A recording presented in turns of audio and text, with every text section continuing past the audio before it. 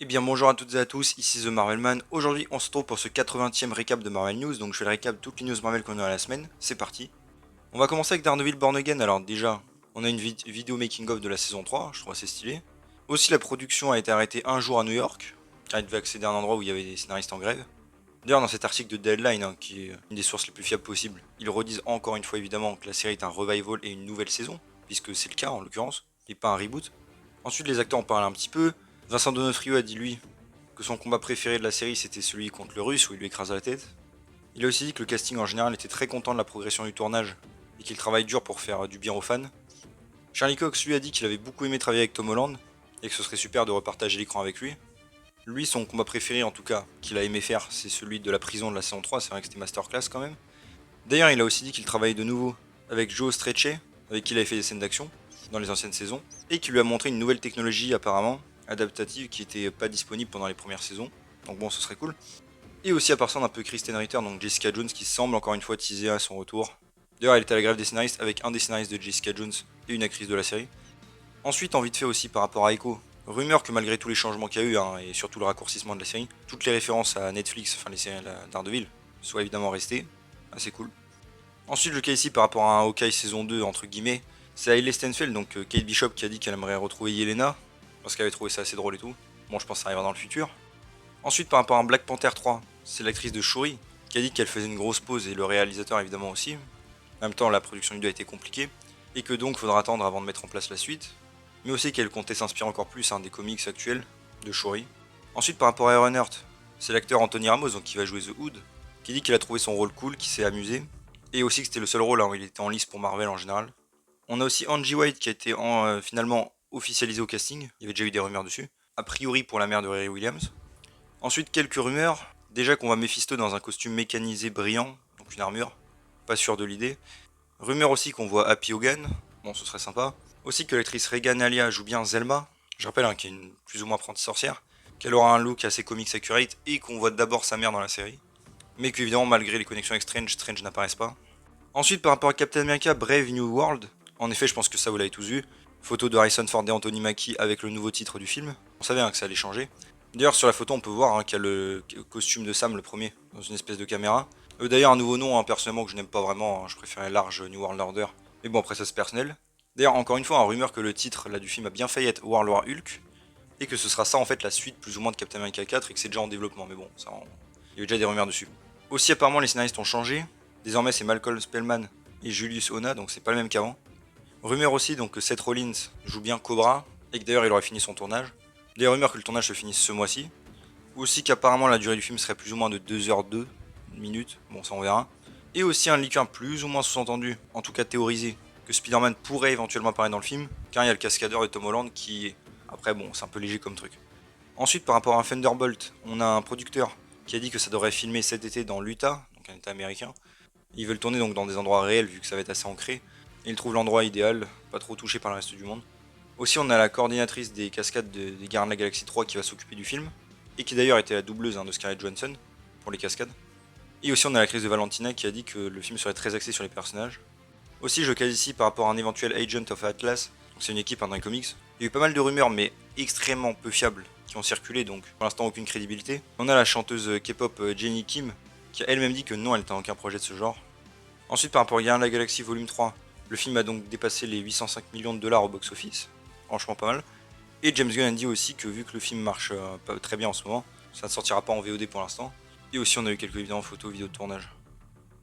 Ensuite, par rapport à Loki saison 2, on a eu quelques posters avec Miss Minute, que je vous affiche. Et aussi une rumeur encore d'autres scénaristes qui ont travaillé sur la série, donc pareil, je vous affiche la liste, si vous voulez regarder. Ensuite, par rapport à un Thor 5, Chris Hemsworth a reparlé un peu, disant qu'il veut que ce soit plus personnel et ancré, plus terre à terre. Même en général, que ce soit pas trop lié à des trucs genre fin du monde. Que ce soit pour les productions aussi Marvel, la MCU en général. Alors oui, ça tombe bien, c'est exactement ce que Marvel TV faisait à l'époque. Dommage d'avoir arrêté. Il veut encore du nouveau pour son personnage, même s'il veut arrêter pendant un petit moment. Et se concentrer sur d'autres rôles. Il a aussi que par rapport au 4, c'est les amis de ses enfants qui ont 8 ans qui lui ont dit que le film était nul. Malaisant, que la CGI était pas bonne, mais que les scènes d'action étaient sympas. Il a lui-même dit d'ailleurs que le film était assez malaisant, un peu bête et qu'ils sont beaucoup un peu trop peut-être amusés à le faire. Et qu'évidemment on ne sait jamais comment les gens vont réagir. D'ailleurs il a dit qu'il a vu Black Panther 2 et que ça il avait bien aimé. Et on a aussi l'acteur de Odin, Anthony Hopkins, qui a dit qu'il n'a pas vu au final d'utilité à jouer Odin. dans le sens où il a pas eu beaucoup de rôle et au final il était juste assis sur un trône et tout. Bah ça c'est peut-être un de mes regrets du MCU, c'est de n'avoir pas utilisé Odin. Ensuite par rapport à Secret Invasion, déjà on a eu encore des posters, pas mal de petits teasers, mais aussi des extraits.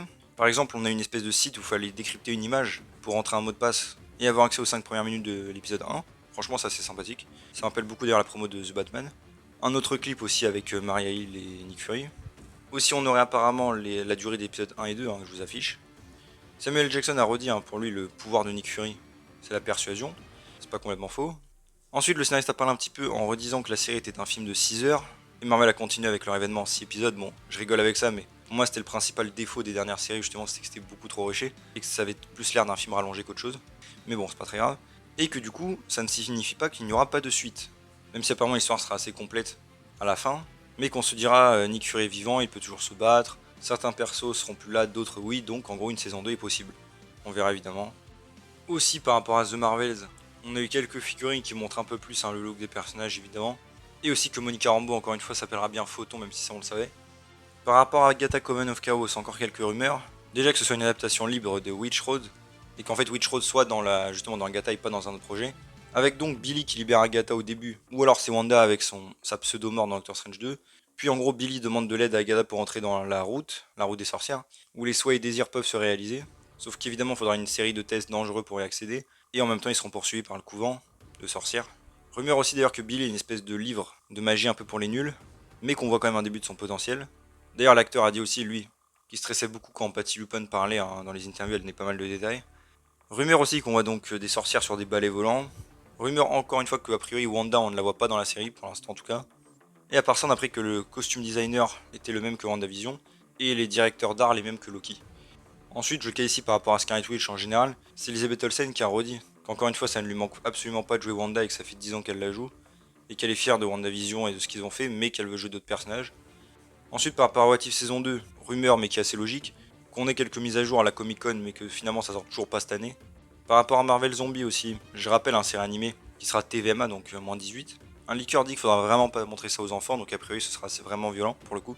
Je coupe vite fait vers le milieu de la vidéo pour redemander, si vous pouvez évidemment, de liker et de commenter la vidéo si vous le pouvez. Cela aide beaucoup évidemment, vous le savez, au référencement et ça m'aiderait beaucoup. Je vous laisse reprendre. Ensuite par rapport à Spider-Man 4 avec Tom Holland, il a dit lui-même qu'il espère que ça va se concrétiser et qu'il faut trouver un moyen de rivaliser avec No Way Home, que le script a l'air vraiment bon. D'ailleurs par ça il a dit qu'il faisait un an de break dans sa carrière, un an de pause quoi. Rumeur encore une fois aussi que le film sorte avant Avengers Kang Dynasty, mais que ça sorte au plus tôt fin 2025 ou alors 2026. Ensuite des leakers ont un peu teasé quelques trucs, déjà que Fisk soit présent évidemment, mais aussi que le Prowler peut être là dans la nouvelle trilogie, surtout suite à son apparition dans Cross Spider-Verse, et d'ailleurs que même il puisse avoir une espèce de film solo à la place de Hypno Hustler, donc un méchant de Sony, et aussi que si Miles est éventuellement dans la nouvelle trilogie, il n'aura pas ses pouvoirs avant un moment, bon en même temps pareil, ça me paraît très logique. Ensuite par rapport à Cross Spider-Verse, quelques détails, toujours avec spoil. Déjà quelques concept art, on sait que le film a passé les 300 millions au box-office. Il y a eu aussi une nouvelle version au cinéma avec un meilleur son apparemment. Ça ne sortira pas en digital avant août. Il y avait une scène apparemment aussi, que des leakers avaient eu à l'époque, qui ont été coupées. En particulier une avec la tâche dans le bar sans nom, donc c'est un endroit où il y a des méchants de Spider-Man. A priori avec les exécuteurs aussi. Et en fait The Spot donc il serait allé et se serait fait humilier. Et à la fin du film il serait revenu. Et ils auraient tous déchiré évidemment avec ses nouveaux pouvoirs. D'ailleurs c'est Avi Arad, producteur, qui a eu l'idée d'utiliser ce mec comme méchant, pour une fois qu'il a des bonnes idées lui. Les réalisateurs ont aussi redit quelques détails. Déjà évidemment que pour eux le but de cette trilogie c'était de montrer que n'importe qui peut être Spider-Man. Logique. Ils ont dit qu'ils ont fait le caméo du rôdeur en studio, en live action je parle. Aussi qu'il y avait une grosse scène d'action avec des personnes en live action, même carrément un univers en live action mais ça partait apparemment un peu trop dans tous les sens, du coup ils ont annulé. La scène aussi là, de course poursuite avec tous les Spider-Man a pris 4 ans à faire. Aussi que Marvel et Sony étaient bien en collaboration, en tout cas de loin, par rapport au multivers et tout ça. D'ailleurs j'ai fait une vidéo sur le multivers à ce sujet si ça vous intéresse, où j'explique un petit peu plus, en détail. On sait aussi que c'est un petit de 14 ans qui a fait la scène de Lego, qu'on voit dans le film, il la faisait d'ailleurs après ses cours. Aussi à part ça on a encore rumeur que le MCU va mentionner les événements bientôt du film.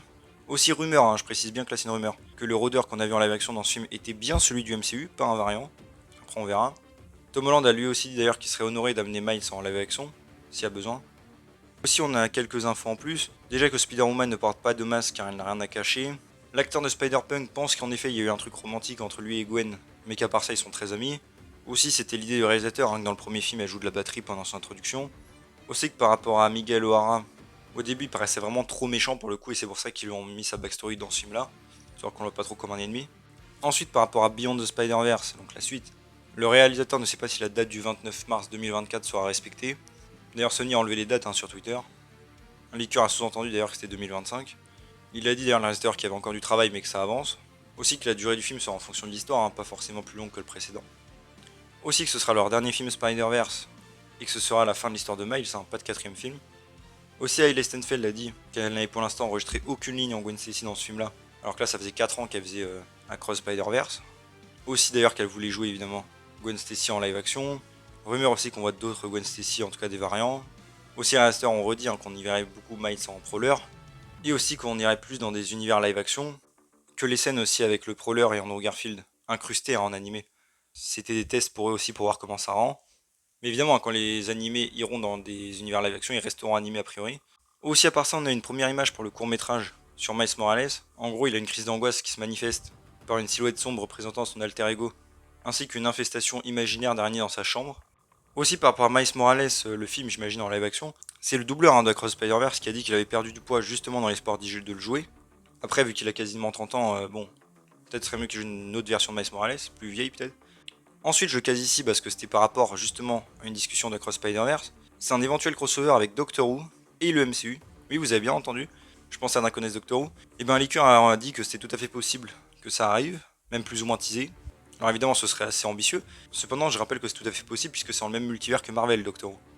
Donc pourquoi pas. Ensuite par rapport à Madame Web, c'est une des productrices qui a dit que le film serait plus thriller et moins action, et que vu le personnage c'est logique, mais que ça restera quand même assez familier au public, et qu'ils font exprès de garder le secret sur l'intrigue. Ensuite par rapport à Venom 3, selon Variety, Sony envisagerait comme fenêtre de sortie à peu près octobre 2024, ça me paraîtrait assez logique. Et à part ça, on a eu aussi quelques concept art du premier film et des vidéos du deuxième. On peut voir un carnage beaucoup plus agressif et menaçant, dommage que ce soit pas dans le film évidemment. Ensuite, par rapport au film sur Craven, apparemment le trailer a été listé, donc il devrait sortir en été, même si ça n'empêche pas évidemment un petit teaser avant. Ensuite, par rapport à El Muerto, rumeur que le développement pourrait ne pas avancer, donc que le film soit plus ou moins annulé, en tout cas qu'il reste en développement indéfiniment quoi. D'autres leakers disent qu'ils ont rien entendu à propos de ça, bon en même temps, je pense pas que c'est un projet qui attire beaucoup. Ensuite par rapport aux 4 Fantastiques, rumeur encore que le casting au final ne soit pas sûr, qu'il y a encore du mouvement parce que suite à l'affaire de Emma Stone, apparemment les acteurs demanderaient beaucoup plus d'argent, du coup ça crée du drama, enfin bref. Mais a priori ce sera bon à la Comic Con je suppose. Ensuite par rapport à Deadpool 3, c'est l'actrice de Domino qui a dit qu'elle n'est pas dedans et que donc elle ne sait pas comment ils vont faire l'improvisation là pour le film. Donc elle suppose qu'ils font une pause mais elle a hâte de le voir. Bon je pense qu'évidemment qu'elle y sera quand même. Rumeur aussi que Scarlet Witch soit au moins référencée si elle n'est pas dans le film. Et aussi encore rumeur que le titre du film soit Deadpool et Wolverine. Aussi hors MCU, c'est par rapport à la série animée Moon Girl saison 2, on a Edward James Olmos qui va jouer l'homme molécule. Aussi par rapport au documentaire sur Stanley, on a eu un trailer, que vous pouvez aller regarder évidemment. Et enfin, par rapport au futur du MCU en général, on a encore un report que les scénaristes de séries en particulier sont vraiment dirigés par les producteurs de Marvel et qu'ils n'ont pas vraiment leur mot à dire, que ça crée des problèmes, bon en même temps ça on le savait. Et aussi Disney a encore enlevé des trucs de Disney+, en l'occurrence Marvel Hero Project et Marvel 616, c'était un peu des documentaires. Donc ça plus Runaways qui ont donc disparu. Et voilà, c'est tout pour ce 80e récap de Marvel News, j'espère que ça vous a plu, si c'est le cas n'hésitez pas à vous abonner, liker, commenter, partager, activer la cloche, à me suivre sur mes réseaux sociaux et mon Discord, vous avez les liens en description, on se retrouve bientôt pour une nouvelle vidéo, salut tout le monde.